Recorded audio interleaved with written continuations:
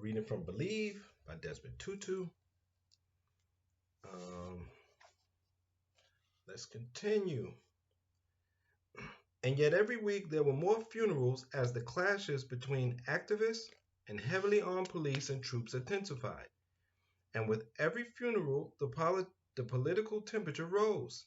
Eventually, further restrictions were imposed, curtailing the size of funerals, preventing marches to the cemeteries, and banning political speeches.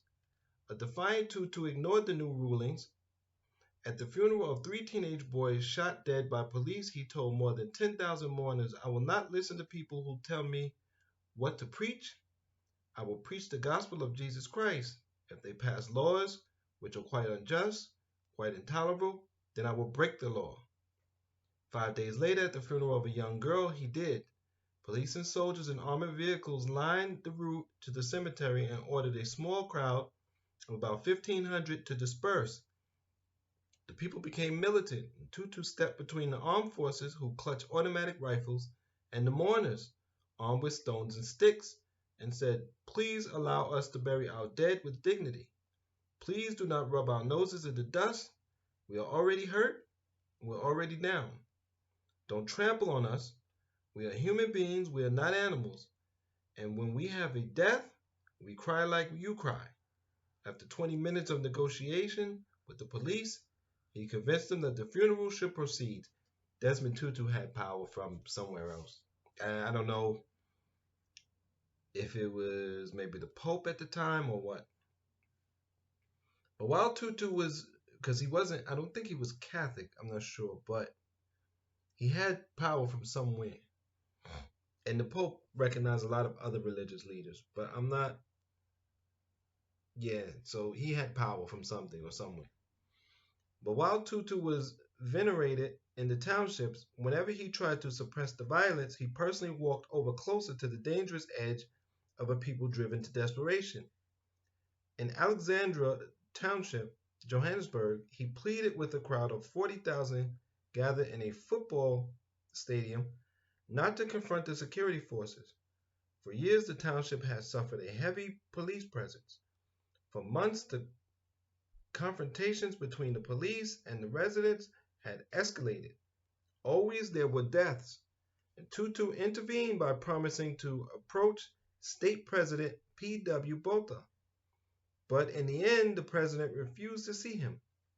Tutu returned to Alexandria with nothing to offer, no hope, no concessions.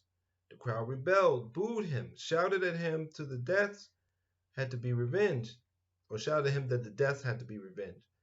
As he left the stadium, the youths surrounded him, taunted him with what they would do when he was gone.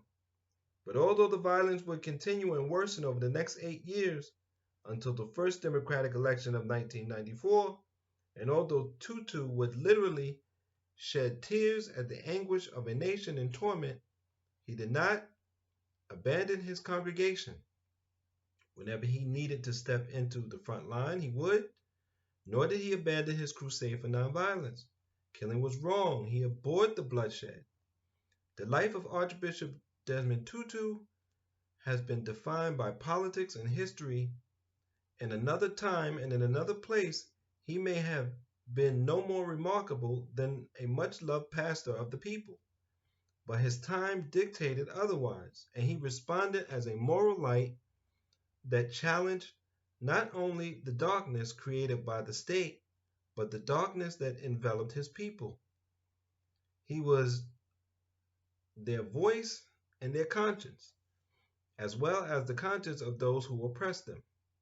When he was called to face the armor and the weaponry of the government, he knelt on the government before the security forces and prayed, prayers that were offered as much for one side as the other.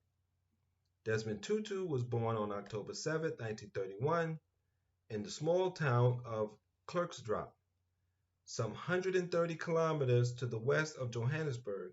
In his first 10 years, he would move homes 4 times, as his father and mother sought to provide for their family during a difficult decade. He also beset by disease and an accident in his life is characterized by a pattern.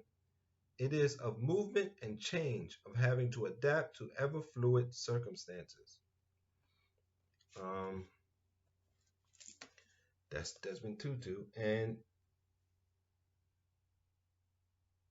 I'm sure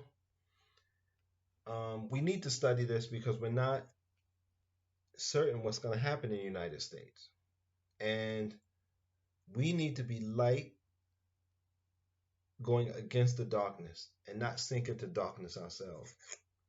And that's we need to start. We're not sink into mental darkness, which will then take us into physical darkness. We need to be mentally light and enlightened as we go through life. That doesn't mean we can't defend ourselves, but it has to be done in a thoughtful way, in an enlightened way. So this is very good to be looking back at today. Thank you for your support. Until next time, take care of your mind, take care of your body, and be safe.